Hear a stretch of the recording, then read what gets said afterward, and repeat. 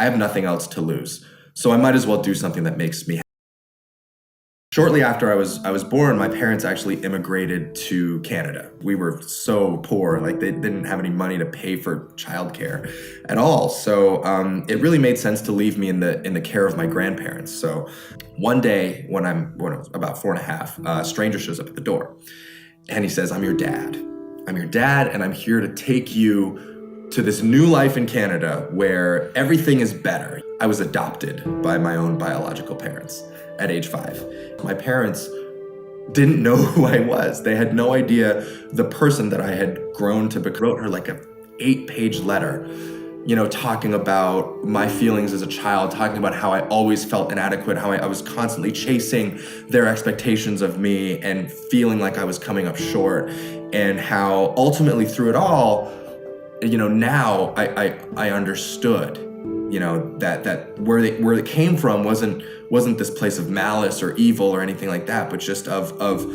intense anxiety and wanting the very best for their next generation. And my mother wrote me back and she said, I've been crying, I've been, sitting with this letter, and I'm ready to join you. And that really was the moment that our relationship stopped being, surface level and started to get so much deeper. We are all capable of evolving, but only at a certain speed. Auditioning more than I was working, getting rejected more than I was getting hired. And as one of my other jobs to kind of, pay the bills, I was handing out dog food as samples on this side of the street. And that job took me into the financial district near where I used to work. And this fella was on his lunch break and ran into and kind of tapped me on the shoulder and was like, Simu?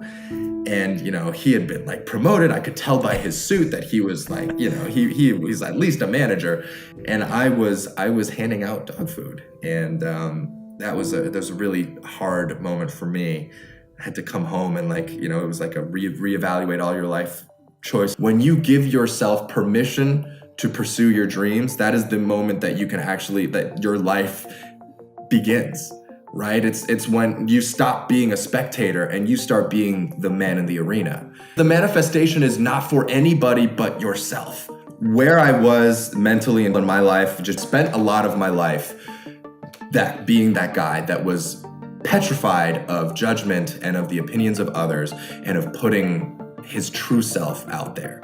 Being an actor in the industry that was working, that was the culmination of a lot of years of work on myself personally. I remember that feeling of being on set for the first time as a movie extra and being so enamored and blown away by the energy, by the people, and just wanting to do anything that I could to get back. 2018, when they announced the movie, I thought, well, why not? What's the worst? The worst thing that can happen is that they cast someone else. This tweet is only one of the many things that I did over the course of my career, manifesting this kind of superhero role for myself. I wanted to play a superhero ever since day one. When you come to a new country with no support system, it already feels so isolating. And so what I wanted to do with the book, to show immigrant children everywhere that they're not alone. It's okay to be vulnerable. It's okay to share.